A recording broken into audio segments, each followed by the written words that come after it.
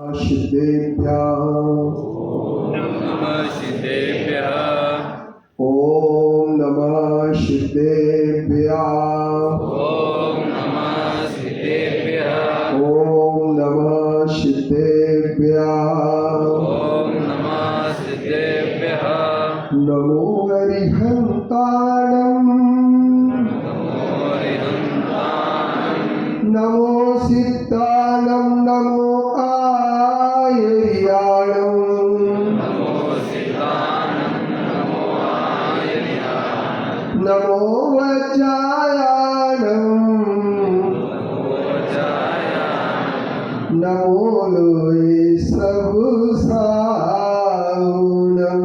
नमो लोहे सवसा एसो पंच नमो यारो येषु पञ्च नमो यारो सर्व पावत्पणासनो पावनासनो मंगलानं चे सर्वेसिं मङ्गलानं च सर्वेषि परमं हवेहि मंगलम्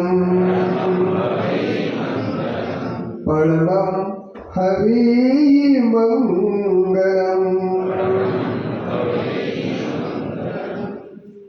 संता तीर्थ वंदना जिनके हृदय वास जिन चरणों में जा बसे मिले हमें विश्वास संयम सौरभ साधना जिनको करे प्रणाम त्याग तपस्या तीर्थ का विद्यासागर नाम विद्यासागर नाम पत्र टिके ना जहाँ अधर में गुण रत्नों का गिरिवर हो कितना सुस्मय किसे नहीं हो जरा देख लो सिरपुर देवों के बेटे पास जिन अंतरिक्ष में शांत रहे युगों युगों तक दिगंबरों का जिन शासन जयवंत रहे युगों युगों तक दिगंबरों का जिन शासन जयवंत रहे। बोलिए अहिंसा मई विश्व धर्म की इतने धीरे से अब सिर्फ महिलाएं जयकारा लगाएंगी पुरुष एक भी जयकारा नहीं लगाएगा। देखिए महिलाओं में कितनी दम है मातृशक्ति कितनी संगठन है। बोलिए अहिंसा मई विश्व धर्म की। अब पुरुष लगाएंगे अब देखिए कितनी ताकत है पुरुषों में महिला से आगे या पीछे। बोलिए अंतरिक्ष पार्षद भगवान की। ये देखो अब फिर महिलाओं का है अवसर। बोलिए परम पूज्य कुंद गुरुदेव की। बोलिए परम पूज्य आचार्य ज्ञान सागर महाराज की। बोलिए परम पूज्य आचार्य मुहाटी रचयिता तीर्थ उद्धारक तीर्थ संवर्धक तीर्थ संरक्षक आचार्य विद्यासागर मुनि महाराज की। बोलिए मुनि निर्यापक श्रमण समय सागर योग सागर प्रसाद सागर सभी निर्यापक श्रमणों की।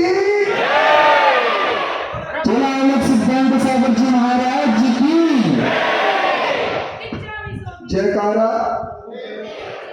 जयकारा जीवन का वह नाद है जिसकी तरंग मात्र से हमारे हृदय का मिथ्यात्व नष्ट हो जाता है और जब हमारा मिथ्यात्व नष्ट हो जाता है तो सम्यक दर्शन की आने वाली शुभ और शुभ किरण के माध्यम से हमारा जीवन प्रकाशमय हो जाता है।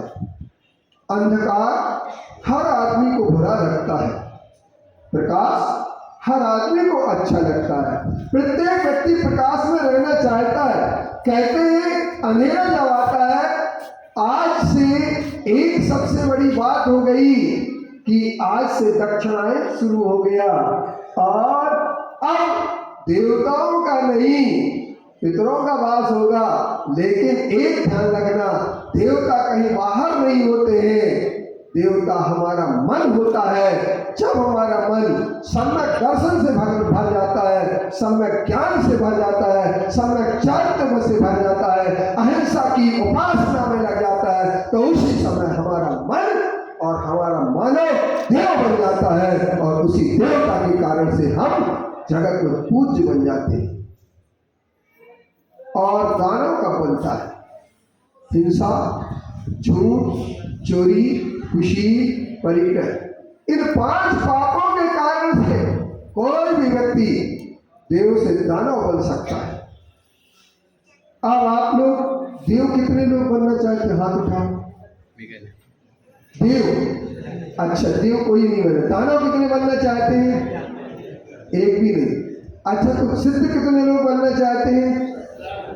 सब लोग सिद्ध बनने के लिए यहाँ पर आए और ये भी एक सिद्ध भूमि है।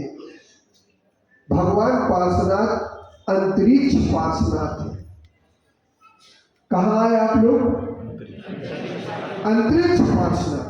अंतरिक्ष का मतलब क्या होता है? सुनो, अंतरिक्ष का मतलब क्या होता है? आकाश। जो संसार के पापों से ऊपर उठ करके 8 कर्मों को नष्ट करके और विहार कर जाते हैं, वे अंतरिक्ष में स्थित हो जाते हैं और उनका फिर संसार में कभी आवागमन नहीं होता है। जिन पार्श्वनाथ भगवान ने उपसर्गों को सहन करके अपनी आत्मा को शुद्ध बना लिया, जिन्होंने शरीर और पुद्गल के मोह को छोड़ करके आत्मा को शुद्ध आत्मा में निहित कर लिया, ऐसे पार्श्वनाथ भगवान, शिवपुर पार्श्वनाथ भगवान, अंतरिक्ष पार्श्वनाथ भगवान हो गए। उन पार्श्वनाथ भगवान के चरणों में नमन करके हम अपने जीवन को धन्य कर रहे हैं। और आज आप लोग यहाँ पर आए हैं। कहाँ आए हैं? कहाँ आए? जैन शिरपुर। कहाँ? जैन शिरपुर। शिरपुर अंतरिक्ष पार्श्वनाथ शिरपुर आए और आप लोगों के लिए इस अंतरिक्ष पार्श्वनाथ शिरपुर में आकर के कैसा लगा? किस किस को अच्छा लगा? हाथ उठा। अच्छा, ये तो अंतरिक्ष पार्श्वनाथ में आने से अच्छा लगा, लेकिन ये अच्छा नहीं लगा कि यहाँ पर एक युग के युग दृष्टा, जीवन के सबसे मार्गदर्शक, अहिंसा के पुजारी, शांति के धाम, धैर्य की मूर्ति, भूखमरी के सृजता उस अंतरिक्ष पार्श्वनाथ श्रायपुर में अगर विराजमान है तो ये आप लोगों को कैसा लगा?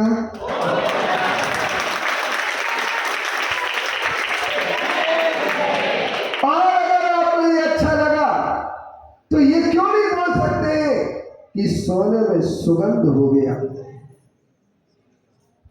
हम ये कह सकते हैं कि श्रीपुर शब्द से सिरपुर शब्द बना। श्रीपुर का अर्थ क्या होता है?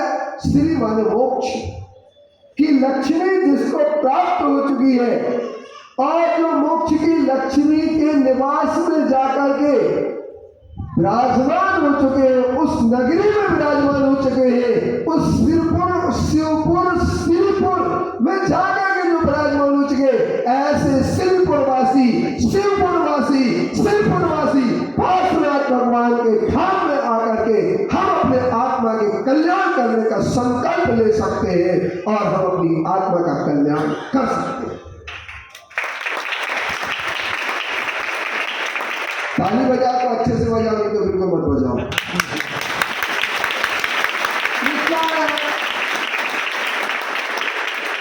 अपन दिल खोल करके बैठो, क्या दिल बंद करके? अरे हम जिस जगह बैठे हैं वो इतनी पवित्र भूमि है, वो ऐसी पवित्र भूमि है कि जिस पवित्र भूमि पर कोई भी व्यक्ति आ जाएगा इस पवित्र भूमि पर तो उसके मन के पाप नष्ट हो जाएंगे, लेकिन इस पवित्र भूमि के साथ साथ एक स्पायर होता है और एक पिक होता है, घन मीटर, घन। और जैसे कि किसी आदमी के लिए अगर मिश्री हो और मिश्री के साथ मावा हो तो मजा आ जाता कि नहीं आ जाता? बोलो ना, आता है ना। और सिरपुर की भूमि हो और आचार्य विद्यासागर जी महाराज जी यहाँ पर विराजमान हो तो किसको आनंद नहीं आएगा?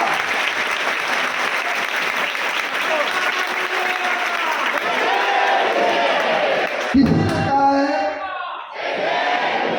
कबीर दासी ने कहा है, यह तन बिस्की बेलरी, यह तन बिस्की बेलरी, गुरु अमृत की खान, और शीश दिए गुरु पद मिले तो भी सस्ता जान, शीश दिए गुरु पद मिले तो भी सस्ता। और आज आपके लिए गुरु चरण लेते हैं। मैं रैली में था, देखता था, मैंने एक दिन आचार्य से कहा, परसों की बात है, मैंने कहा आचार्य श्री ऐसी कौन सी मोहिनी है आपके पास, ऐसी कौन सी मोहिनी, ऐसा कौन सा जादू है, ऐसा क्या है आपके पास कि लोग धूप में जब लपटे चल रही हो, धूप में खड़े उनसे कह रहे हैं कि भाई तुम कहीं छावे में बैठ जाओ, चक्कर खा के गिर सकते हो, पानी पी लो, बैठ जाओ, आचार्य से कभी दर्शन नहीं होंगे, तो भी लोग वही खड़े रहते हैं, पंडाल भी लगाते तो भी खड़े रहते। वो कहते हैं गुरु पद की छाया में हमें सब शीतलता मिलती है और सारी की सारी जिंदगी की तपन गुरु छाया में मिटती है, गुरु चरण छाया में मिटती है। और अब एक और समय आ चुका है, 48 दिन की कठिन यात्रा पूरी करके आचार्य श्री सिरपुर आ चुके। वो परिस्थिति मुझे याद है जब मैंने देखा कि आचार्य श्री का आहार ही संभव नहीं था, इतने कमजोर हो चुके थे, इतने चल नहीं सकते थे, लेकिन उनका मन कभी कमजोर नहीं हुआ, क्योंकि वो कहा करते हैं कि हौसले पहाड़ों को कभी पैरों ने नहीं, इरादों ने चढ़ा है। हौसले बुलंद होते हैं तो हर कठिनाई दूर हो जाती है, हर कठिनाई दूर हो जाती है।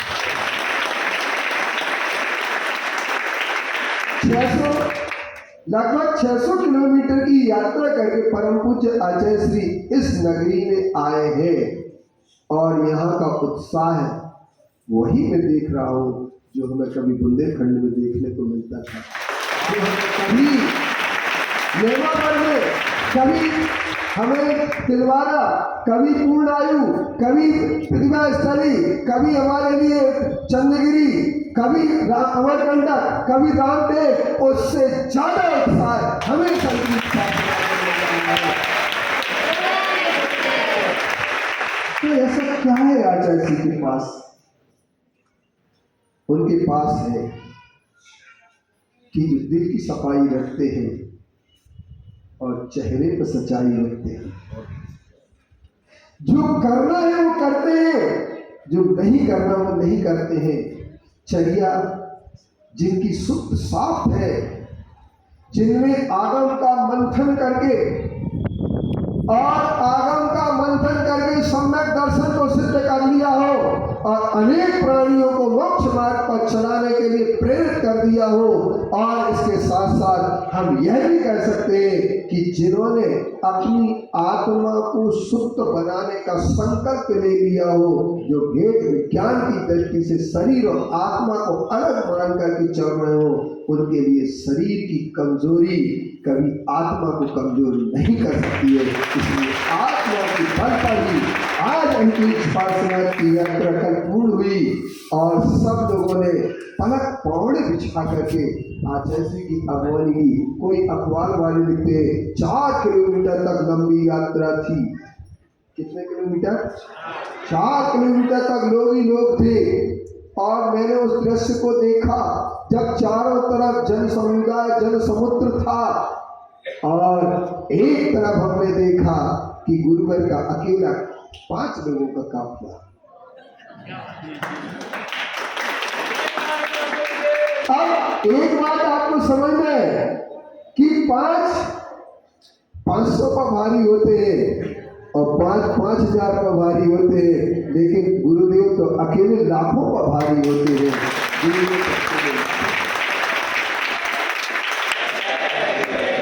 अब मेरे प्रिय गुरुदेव के चरण शरण में आप सब लोग आए हैं एक आशा उम्मीद लेकर के। बहुत सारे लोग आते हैं और चले जाते हैं, कुछ लेके नहीं जा पाते। आप लोग खाली हाथ जाएंगे कि कुछ लेके जाएंगे? तेरे दर पे आया हूँ, कुछ लेके जाऊंगा या मर के जाऊंगा। तेरे दर पे आया हूँ। तो कौन कौन लेके जाने वाले? हाथ उठा। बहुत सुंदर। क्या लेके जाओगे?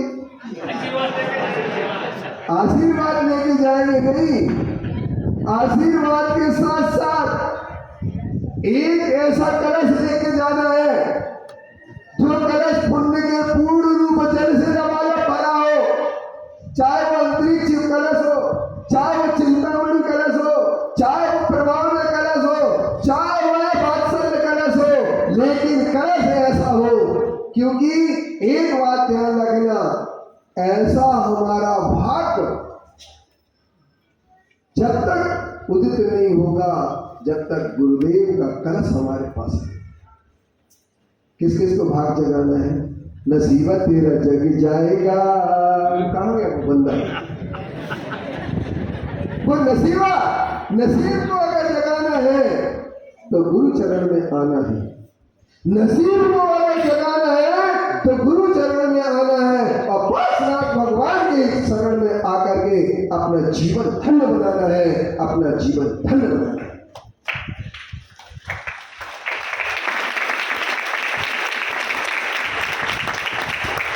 मेरी एक बात समझ नहीं आ रही, आप ताली देर से क्यों बजाते? अच्छा, समझ में देर से आती है इसलिए ताली बजाते हैं। और ये बहुत अच्छा है कि आप लोग समझ के नहीं ताली बजाते हैं, नहीं तो गुरुदेव कहेंगे कि ताली बजवाते रहते हैं। ताली नहीं, आप लोग बहुत अच्छा काम कर रहे हैं आज कि थोड़ी देर से ताली बजाते हैं, तो ऐसा लगता है कि सचमुच में आप लोग समझ गए। अब मैं ये कहना चाहता हूँ कि आपके और हमारे बीच में एक बहुत अच्छी सी बात कि हम कलश में पुण्य भरें, हम कलश में सम्यक दर्शन का जल भरें और सक्रिय सम्यक दर्शन बनाएं। परम पूज्य आचार्य विद्यासागर जी ने हम लोगों को एक सक्रिय सम्यक दर्शन का मार्ग दिया है। सम्यक दर्शन, सम्यक ज्ञान, सम्यक चारित्रणी मोक्ष है ना? ये सही कौन से ग्रंथ में लिखा है? सबको पता ना? सम्यक दर्शन ज्ञान चारित्रणी मोक्ष, मिथ्या दर्शन ज्ञान चारित्रणी संसार मार्ग। ये कौन से ग्रंथ में लिखा है? हमने नहीं पढ़ा, कहीं नहीं लिखा ना, लेकिन तुम समझ ये भी लिखा हुआ है। और जिस दिन ये आपके अंदर लिख जाएगा मिथ्या दर्शन ज्ञान चारित्रणी संसार मार्ग, क्योंकि पाप मराते धर्मो बंधु जीवस चेत निश्चिन्वन समयम यदि जानीते श्रेयं जाता धर्मो भवति।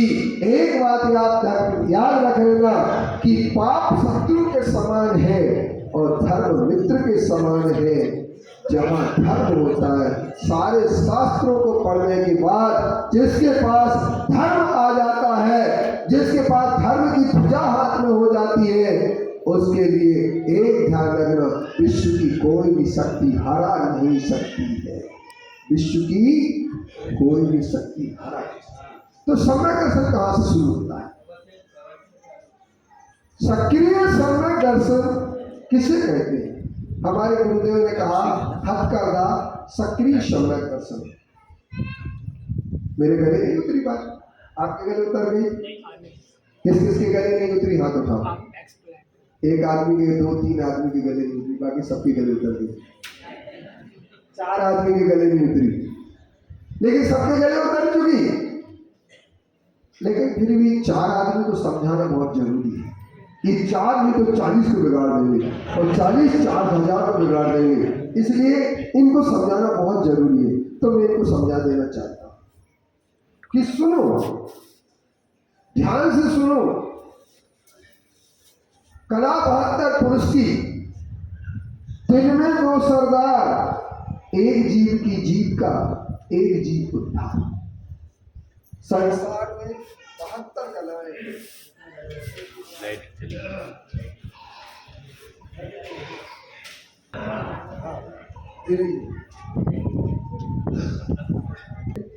उन 72 कलाओं में 2 कला मुक्त होती है। एक कला होती है कि प्राणी का आत्मा का कल्याण करने की कला, और एक कला होती है आजीविका अर्जित करने की कला। जिसके हाथ में आजीविका नहीं होती है वो कभी धर्म नहीं कर सकता। ग्रस्त दान दे पाएगा क्या? डॉक्टर गोपाल है ही नहीं। अगर हाथ में श्रावक की कौड़ी नहीं है तो वो 2 कौड़ी का है, और साधु के पास अगर कौड़ी भी है तो वो 2 कौड़ी। समझे ना बात? श्रावक को इतना चाहिए, साईं इतना दीजिए, कबीरा इतना दीजिए, जागृत कुटुंब समाज मैं भी कुछ कर रहा हूं, साधु का भी कर रहा है। क्या कहा? कबीरा साईं इतना दीजिए, जागृत कुटुंब समाज, और मैं भी भूखा रहा हूँ, साधु न भूखा जाए, न मैं भूखा करूँ न साधु जाए। और भाई जागो। एक बार क्या हुआ, एक संत जी प्रवचन कर रहे हैं। कौन कर रहे थे? सब लोग सुन रहे हैं ना? और सुनो कि बंद कर दूं? सुनो। तो एक साधु जी प्रवचन कर रहे थे, और एक व्यक्ति सेठ जी थे, काफी धनाढ़ थे, और वो कर रहे थे। हो गए? क्यों भाई सो गए? बोले नहीं महाराज जी। उनसे दोबारा कहा, क्यों सेठ जी सो गए? नहीं महाराज जी। तीसरी बार पूछा, क्यों सेठ जी सो गए? बोले नहीं महाराज जी। चौथी बार कहा, क्यों सेठ जी जिंदा हो? बोले नहीं महाराज जी।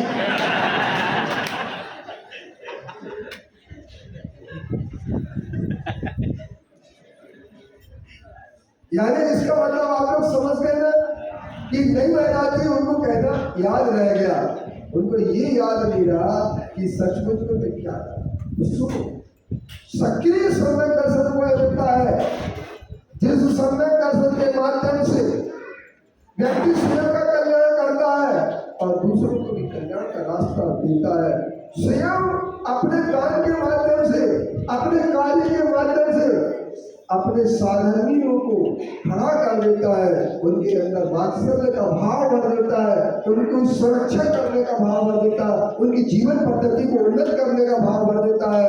वह सक्रिय सम्यक दर्शन कहलाता है, और जिसके पास सक्रिय सम्यक दर्शन होता है उसके पास मोक्ष मार्ग निश्चित होता है और गुरु के प्रति सच्ची श्रद्धा किसी। अच्छा, तुम लोगों के लिए गुरु के प्रति सच्ची श्रद्धा किसको? सबको रहेगा पक्का। तो एक ध्यान रखना, आज के प्रवचन से एक काम करना है अपने लिए कि अपन स्वयं भी सुरक्षित हो और दूसरों को भी सुरक्षित। स्वयं आजीविका करें, दूसरे को आजीविका। तो गुरुदेव का कहना यह है कि हमारी आजीविका कैसी होना चाहिए? हमारी आजीविका ऐसी होना चाहिए जो स्वावलंबी हो और स्वाभिमानी हो और स्वदेशी करने की भावना पैदा करने वाला है। कितनी चीजें हो गई, विशेषता आप समझ लेना। स्वावलंबन, स्वाभिमान की रक्षा करने वाली। कितने लोग नौकरी करते हैं? जरा हाथ उठाओ, यहाँ पर नौकरी करने हैं, पूरा हाथ उठाओ। कितने लोग नौकरी करते हैं? खेती कितने लोग करते हैं? हाथ उठाओ। अच्छा, दुकानदारी कितने लोग करते हैं? हाथ उठाओ। रोटी कौन कौन बना लेते हैं? हाथ उठाओ। अरे पुरुषों में भी एक तो लिखना कम से कम रोटी बनाने वाला, दो। अरे बर्तन कौन कौन मांज लेते हैं? एक आदमी। अच्छा, झाड़ू कौन कौन अच्छा लगा लेता है? बहुत अच्छे। अच्छा, तो एक बात बताओ कि अपना काम खेत में धूप में परेशान होकर के कोई काम मिले वो करेंगे, या किसी अच्छी छायादार में बैठ करके काम करना पसंद करेंगे? अपने घर में काम रहते हुए क्या पसंद करेंगे?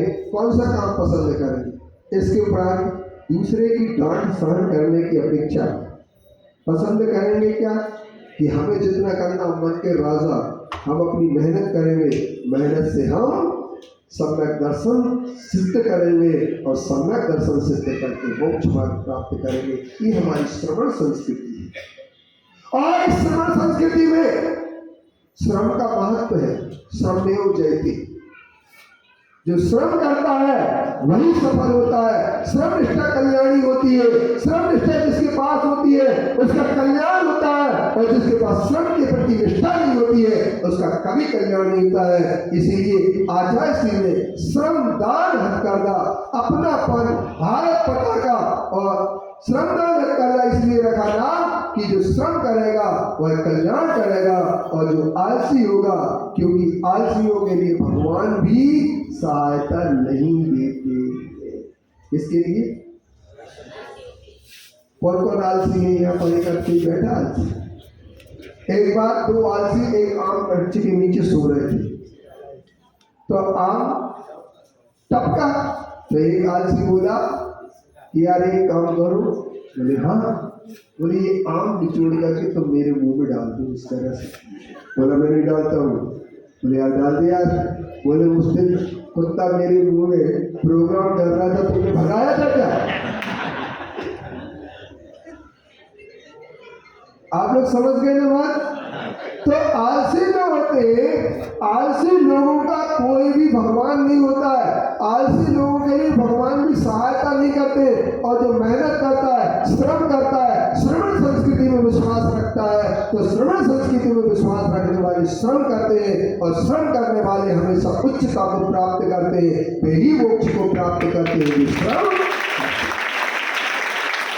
और हथकरघा अपना श्रम, अपने मन के राजा, अपने मन की रानी। क्यों? हमें जब बनाना बनाएंगे, नहीं बनाना तो किसी की नौकरी थोड़ी करना है। हमें अगर भगवान महाराज जी के दर्शन करने जाना तो जाएंगे, सिर पर आएंगे। अब किसी की नौकरी कर रहे हो तो पूछ के नहीं जाना पड़ेगा। वैसे तो कई लोगों को अपनी अपनी पत्नियों से भी पूछ के आना पड़ता है। कौन कौन अपनी पत्नी से पूछ के आए हो? जरा हाथ उठाओ। एक आए। ये अच्छा रहा, कम से कम जैसे पूछना भी चाहिए। ये कोई दिक्कत नहीं, साथ में इसलिए तुमने हाथ उठाया, बड़ी बहादुरी बता रहे हो। ये बहादुरी हमें दिखा रहे हो। अरे भाई एक बात है, कई लोग पत्नी की पीठ पीछे। एक बार क्या हुआ, एक बच्चा पूछता अपने पापा से, पापा आप सांप से डरते हैं? नहीं डरता, ये पकड़ के फेंक देता हूँ। बोले पापा आप भूत से डरते हैं? बोले नहीं डरता हूँ, भूत को तो मैंने सबको बोतल में बंद कर रखा है। बोले पापा आप शेर से डरते हैं? अरे शेर में मेरे सामने कहाँ रखते हैं, मैं नहीं डरता शेर में से। पापा फिर आप डरते किससे हैं? बोले चुप रहे, तेरी मम्मी आ रही है। तो मेरे कहने का तात्पर्य है, हर आदमी के लिए श्रम करना चाहिए, और श्रम करके कल्याण की बात होती है। दाम्पत्य जीवन की सफलता श्रम पूर्वक जीने में होती है। जिसके हाथ में श्रम होता है, जिसके हाथ में हथकरघा होगा, उसके हाथ में मोक्ष मार्ग होगा, और उसी का कल्याण जरूर होगा। भेद विज्ञान करता है। कौन सा विज्ञान करता है? भेद विज्ञान करता है। अच्छा, भेद विज्ञान कैसे होगा? आप लोग कहते हैं चावल के धान से भेद विज्ञान होता है, उड़द की दाल से भेद विज्ञान होता है, और मैं कहता हूँ हथकरघा से भेद विज्ञान होता है। कैसे? कबीरदास जी ने हथकरघा से वेद विज्ञान किया, चरखा से वेद विज्ञान किया। ये चरखा चलता न है, एक कवि ने लिखा है ये चरखा चलता न है, क्योंकि उन्होंने लिखा है कि एक चररिया दीनी रे झीनी झीनी चररिया दीनी रे झीनी झीनी, 8 पंख कमल का चरखा बनायो। किसका चरखा बनाया? पंच तत्व की पूनी, 8 कमल का चरखा है और 5 तत्व की पोनी, और इससे बन गया चदरिया दीनी रे झीनी झीनी। कबीरदास जी को एक चदरिया याद आई और चदरिया को देख करके कबीरदास ने अध्यात्म का पूरा चिंतन प्रस्तुत किया और उसने कहा यह चादर को ओढ़ी किसने? ध्रुव प्रहलाद ने ओढ़ी, और कबीरदास ने ऐसी ओढ़ी जो कि क्यों धनीनी चदरिया झीनी रे झीनी। ये 5 शरीर हमारे चादर के समान है, और शरीर का जितना अच्छा उपयोग करेगा व्यक्ति उतना वह मोक्ष मार्ग में बढ़ेगा। क्योंकि यह तन पाए महातप कीजिए, या को सार यही है, अगर इस तन को प्राप्त किया है तो या तो ऋषि बनो या कृषि बन करो। ये 2 चीजें हमारे सामने है, तीसरा कोई विकल्प नहीं। और जिन्हें 3 के सिवा चौथा काम करना है उन लोगों के लिए सोच लेना होगा। आज खचाखच भरे निकलंक निकेतन में मैं निकलंक की याद करता हूँ, क्योंकि निकलंक देव ने इस जैन धर्म की रक्षा के लिए, एक व्यक्ति ने पूछा महाराज जी इसका नाम निकलंक क्यों रखा? तो बताओ क्यों रखा? रोकड़े निकलंक का नाम क्यों रखा? तो बताओ काका क्यों? इस भवन का नाम क्या है? निकलंक निकेतन। भवन नहीं है, निकलंक निकेतन। नाम क्यों रखा निकलंक? नाम निकलंक इसलिए रखा, जैन धर्म की रक्षा करने वाले परम पूज्य अकलंक देव आचार्य, जिन अकलंक देव आचार्य श्री ने राजवार्तिक लिख दी, प्रमाण संग्रह लिख दिया, इसके बाद अष्टसती लिखी, न्याय विनिश्चय विवरण लिख दिया, सिद्धि विनिश्चय लिख दी, स्वरूप संवेदन लिख दिया, और 6 महीने तक जैन धर्म की रक्षा के लिए व्यवहार किया और शास्त्रार्थ में जीते। मगर ऐसे अकलंक देव को अकलंक बनाने वाला कौन? जिन्होंने अपनी गर्दन कटा करके आहुति दे दी, बलिदान दे दिया। ऐसे अकलंक के भाई निकलंक, तो उनको सब कोई याद करते हैं सीता को, लेकिन उर्मिला को कोई याद नहीं करता है। याद रखना, जितना उत्सर्ग सीता का है उससे ज्यादा उत्सर्ग, क्योंकि सीता तो राम के साथ रही, लेकिन जो लक्ष्मण को छोड़ करके दशरथ के घर में रही, अयोध्या में रही, वह उर्मिला ने भी अपने पति का वियोग सहन किया 14 साल तक। उस उर्मिला को कोई याद क्यों नहीं करता है? याद करो अकलंक का वैभव, कुर्बानी निकलंक की, दिगंबरत्व का वैभव, अनुपम जय बोलो अरिहंत की। क्या याद करो अकलंक का गौरव? किसका गौरव? याद करो अकलंक का गौरव, कुर्बानी निकलंक की, दिगंबरत्व का वैभव निश्चल, जय बोलो अरिहंत। ये दिगंबरत्व का निश्चल 2 बार बोलने के बाद समझ में आती है, हम समझ गए यार, क्योंकि मैं हिंदी भाषी हूँ ना, इसलिए तुम लोग ऐसा कर रहे हो। अगर मराठी बोलते तो चांगली चांगली बाहर चांगली ला या कविता आज छंद नहीं हुआ है काय आए जंगली, पण काय तुम लोगों ने ताली का ताली बनवाना में स्वागत करा पाएंगे। या कविता में ती एकाच गोष्ट आहे की अकलंक देव आणि 6 महिन्यापर्यंत शास्त्रात केला, मोठे मोठे ग्रंथ लिहिले आहेत.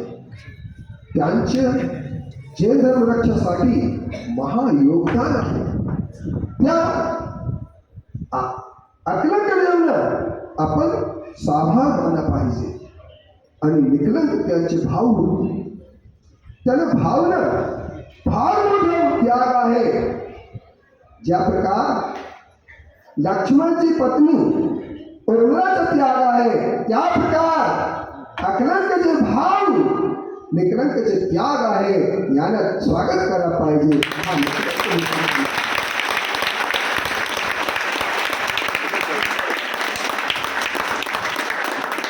त्याने आत्मा आणि शरीर वेगळं वेगळं आहे हे विज्ञान करेगा.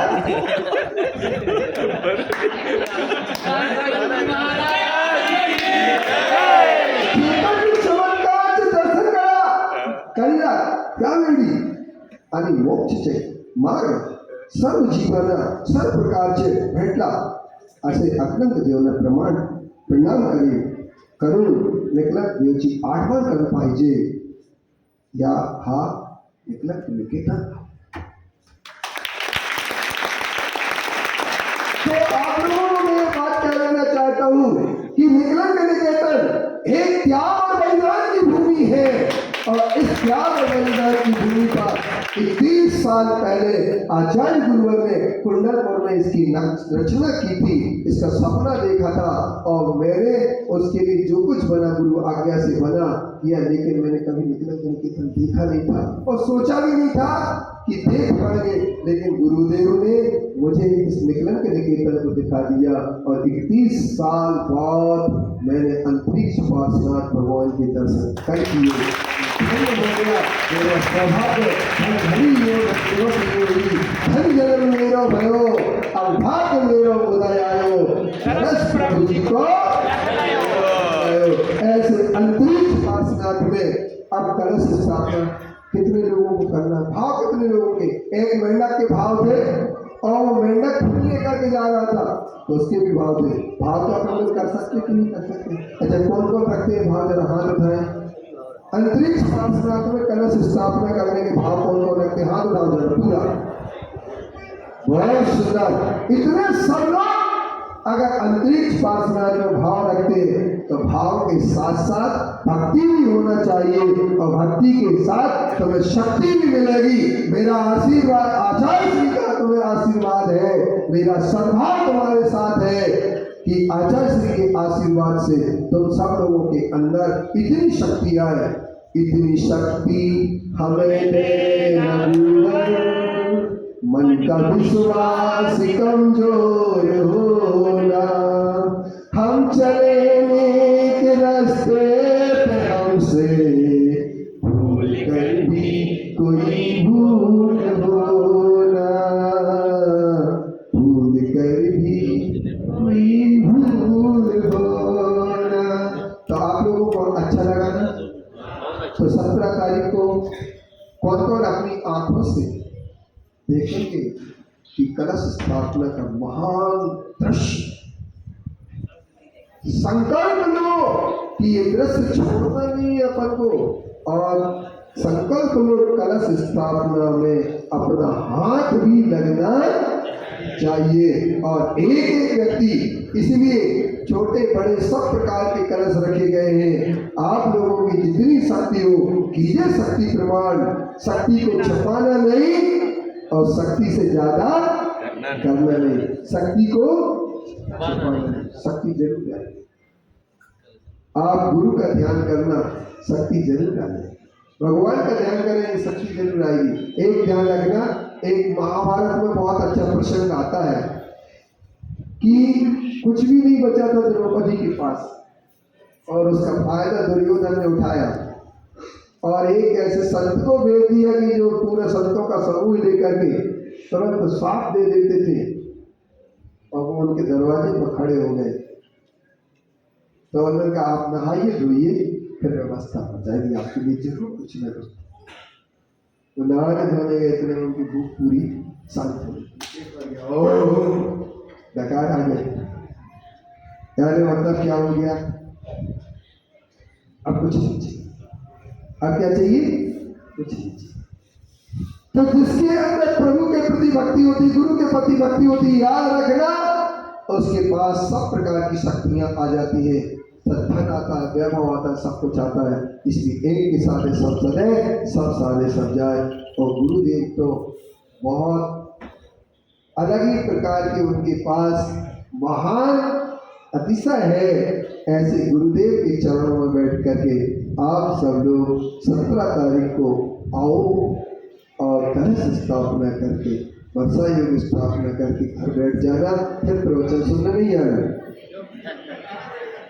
आना पड़ेगा तो आइए और अपने गुरुदेव के चरणों में बैठ करके अपनी आत्मा के कल्याण का मार्ग पूछिए, सक्रिय सतत दर्शन का मार्ग पूछिए कि प्रभावना क्या है, स्थितिकरण क्या है, उपगुण क्या है और वात्सल्य क्या है। अरे जिसके लिए 100% भाव सनाथा पेट कहितवा प्रतिपत्तर यथा योग्यम वात्सल्य अव्यक्तते, इसी का नाम वात्सल्य है। और ऐसा वात्सल्य जिसके अंदर आ जाता है वही सक्रिय सम्यक दर्शन होता है। तो आए हम सब लोग मिलकर के एक अपने दिगंबराय सहोदराय सर्वे के सूत्र को साकार करें और हम सब मिलकर के अपने गुरु चरणों में बैठ करके आत्मा की कल्याण का मार्ग प्रशस्त करें। इन्हीं शब्दों के साथ आप लोगों के सामने शायद मैंने कुछ ज़्यादा बोल दिया हो, ज़्यादा तो नहीं बोला, टाइम ज़्यादा तो नहीं हो गया, और बोलूँ क्या?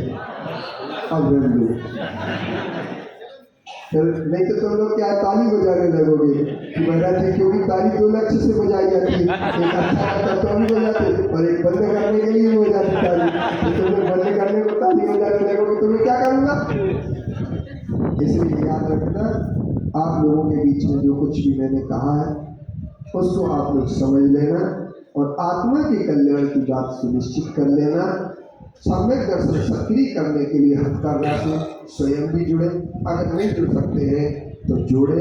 एक आपके लिए हमारे तात्या जी फार्म दे रहे हैं, उस फार्म को अपने समय गाँव जा करके आप लोग भरवाएं और फार्म भरवा करके जो हथकरघा में प्रशिक्षण लेना चाहते हैं वो प्रशिक्षण लें। और प्रशिक्षण केंद्र शुरू होने वाला है हथकरघा का इसी सिरपुर में, और कम से कम एक व्यक्ति के लिए कितना 9,000 रुपया तो कम से कम मिलेगा। ऐसे अपन अपने गुरुदेव के चरणों में बैठ करके और अच्छा काम करें और अपने स्वयं भी सम्यक दृष्टि बने और दूसरों को सम्यक दृष्टि बनाए। वेद विज्ञान को व्यवहारिक जीवन में उतारें और आप वेद विज्ञानी मात्र शब्दों में न रहे किंतु जीवन पद्धति में वेद विज्ञानी बन जाए और सक्रिय सम्यक दर्शन को साकार करें। इन्हीं शब्दों के साथ ओम शांति, ओम शांति।